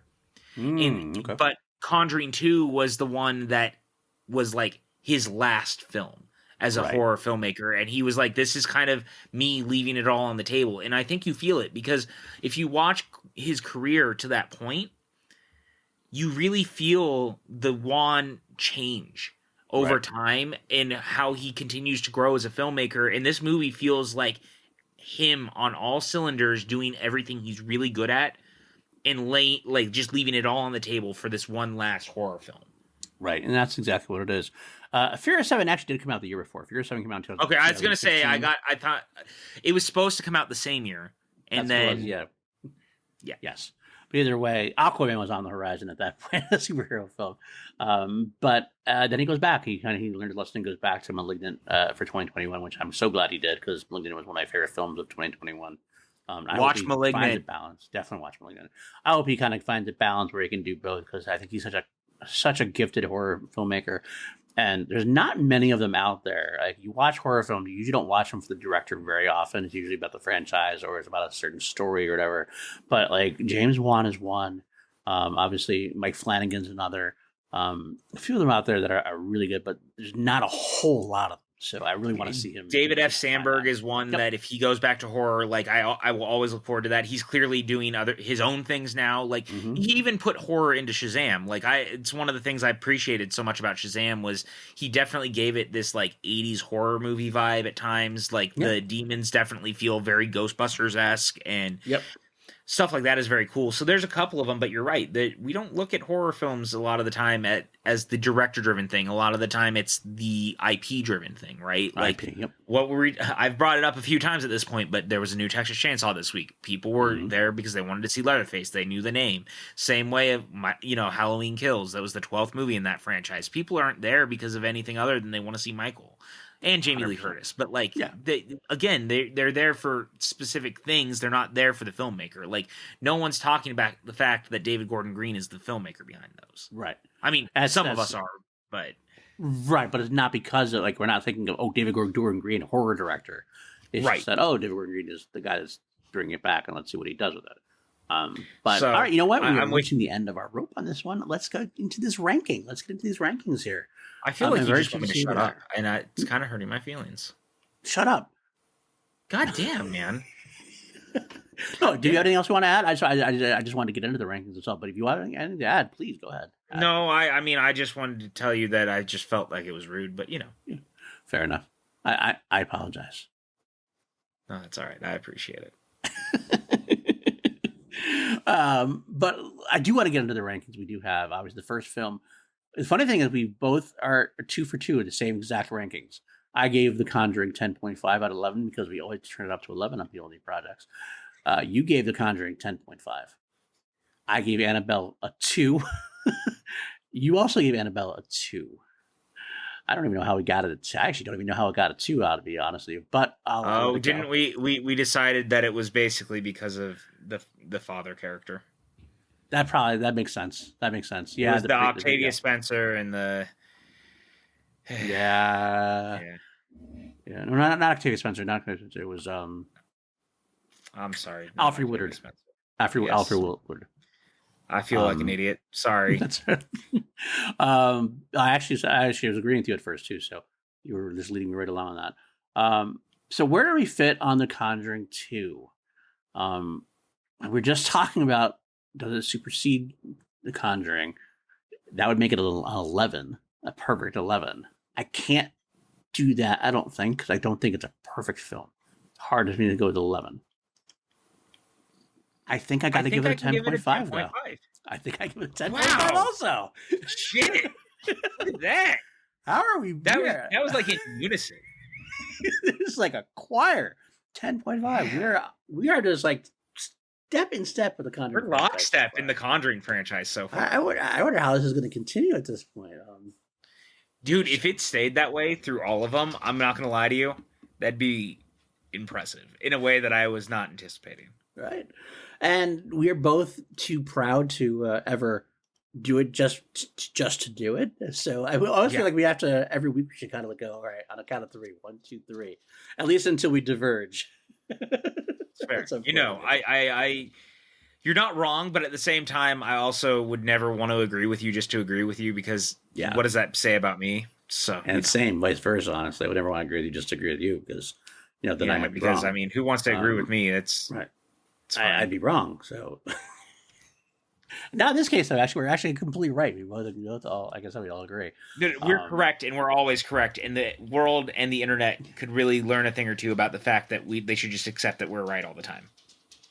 I'm on board with that. So here we are, end of this episode. Next week we come back with Annabelle Creation, and like I mentioned earlier, I'm very excited because this is one I have not seen, and you have talked up a little bit. You definitely talked up a little bit, so I'm kind of curious. By the way, do you like Annabelle Creation or Annabelle Comes Home better? Which one do you like better? You've talked them both up to me. So it kind of depends on the day and the mood that I'm in, because I love them both for very different reasons in what they're trying to do. I think that Annabelle Creation is arguably maybe the scariest movie in the franchise outside of the original Conjuring.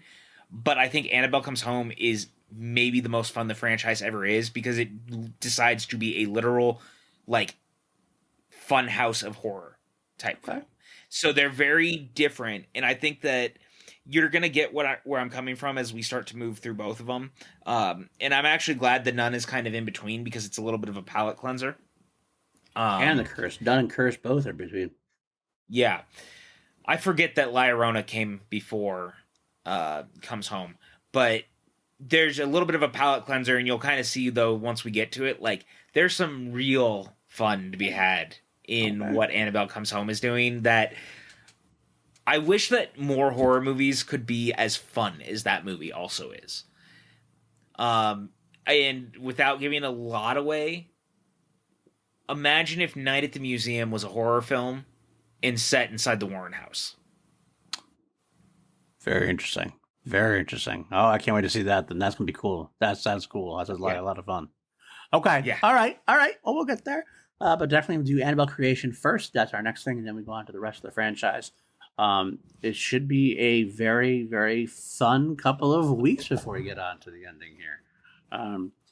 I also want to cut forth now, of course. PJ, why don't we tell people where the folks can find you, and you have anything you want to plug that's outside of the Two Mediocre White Dudes? I mean, you guys know where you can find me. PJ_Campbell, Twitter, Instagram. Follow me. Don't follow me. It's cool. We're right in the middle of the chaos. Yes, that's right, Dipper. The chaos that is the Movie Trivia Schmodown. The season is back in full swing. So I hope you guys are checking it out. I believe once this is airing, the first pay-per-view? Yeah, actually no, but we're doing, because we got screwed up, and this is actually airing this is airing on Wednesday. So you're hearing this on Wednesday, then Saturday is the very first pay-per-view and the beginning of season 9 reboot. Correct. That's what I was going for. You said it much more eloquently than I could. Watch the Movie Trivia Schmodown. There's a crazy, crazy announcement along the way too. That I can't wait for you guys. I think that I see a lot of people. I'm gonna say it, like there's a lot of people who have been like, man, Christian's hyping stuff up and all these things, and they don't know how to feel. And I'm like, I got to be honest, guys. Like, I think this is one of the coolest changes for the show. I'm super excited, and I'm not saying that as like a talking head that just happens to work for the show. That I think this is like such a cool change, and it's gonna actually change the game. I hope. I also agree that I am very excited to see what's going to happen here. This is the way the Movie Trivia Schmodown honestly should always have been.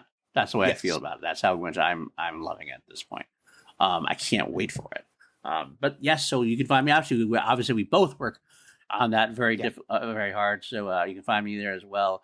You can also find me with the Action Industries, Ben Bateman and Andrew Guy's YouTube channel. I do produce for them and be on their podcast.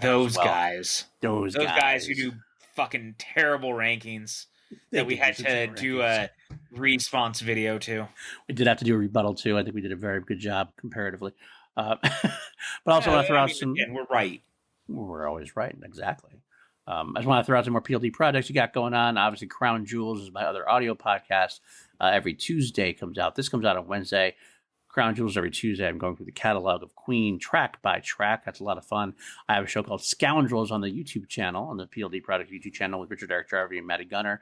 Talk about movie news, talk about a topic of the week, and then we usually do a watch of the week, whether it's a Star Wars TV show or a Marvel TV show, or we just bring stuff in like I talked about earlier. I brought in talking about the Benson and Moorhead joints and that need for me. Finally, also want to throw out there patreon.com/PLD Products. I did launch that in fact this month.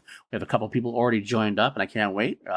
A new tier. One of the tiers gets to do a additional content from PJ and myself. Two Mediocre White Dudes becomes Two Mediocre Idiots in a Box as we go through. Hell yeah! And that first Dipper agrees. Dipper does agree on that. I love that.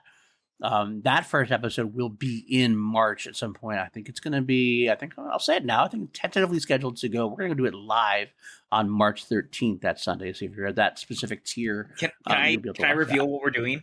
Can I do it? I'm so excited to talk about the episode that we're doing. We are not doing it organically. We're not doing it chronologically, because why would we do it chronologically? We're too many idiots in a way, but we're not going to go. We're going to jump around time through time. But yeah, go ahead, announce it. Make the announcement. I am so excited. I've been talking about this with PLD for a while, because as far as like Doctor Who is concerned, I'm such a fan of everything Who related in the universe, and one of the things that I have a really big soft spot for, of all things, is the 1996 TV movie starring Paul McGann as the Eighth Doctor. He is actually my favorite Doctor outside of Matt Smith. And so when we started talking about this, I was really like, dude, if we're going to do this, can we please talk about the TV movie? And he was like, Jesus fucking Christ, if I say yes, will you shut the fuck up already? And so he did give me the choice, and I said, please, please, please, I will never bother you again if you let me talk about Paul McGann and the TV movie. So I am super fucking excited to talk about Paul McGann's Eighth Doctor adventure, his only full adventure to be done on film. That's true. And I'm actually, he said I didn't shut him up, but I'm actually just as much happy to talk about it as well. I haven't watched the movie in a while, but I did like Paul McGann as well. We might actually, since we're, I'll let you know, we talk about this in arcs. We're going to do this like episode by episode. We're going to try to talk arcs in here or there. We might actually end up talking about the other time he did make an appearance in the Doctor Who universe. I think we probably should. So you might as well just be honest. You might as well just watch it and do the whole, we'll do both of them at the same time. But that's for later on. That's got to join the Patreon to listen to, because I'm not going live with that. It's going to be an unlisted link for those Patreons. Speaking of the patrons, I should say, I do have a couple of people I have to shout out, because that's part of their purse. These people have been supporting me this month, and hopefully will continue to. And I really am appreciative. All your support basically goes back into the podcasting here. It's John Lestrina, #family. I love you, John. Kelly W, great, wonderful person that she is. Jeff Alterman, the Jeff Brony himself. That's another tale we'll talk about. But Jeff Alterman's a really good guy for his show. And executive producer, Brandon. What he's not saying is that Jeff sent him that message and told him he had to read that message exactly on air as is. Yeah, it actually might be true. I will neither confirm nor deny. Executive producer, Brandon Buckingham. Always appreciate your support, guys. Thank you so much. And I guess we will see you next week. Same time, same mediocre time, same mediocre channel. Stay mediocre, everybody. Be the most mediocre you possible. Never strive for more. We're so proud of your mediocrity. Thank you for being here. We love you. Never underestimate the power of mediocrity.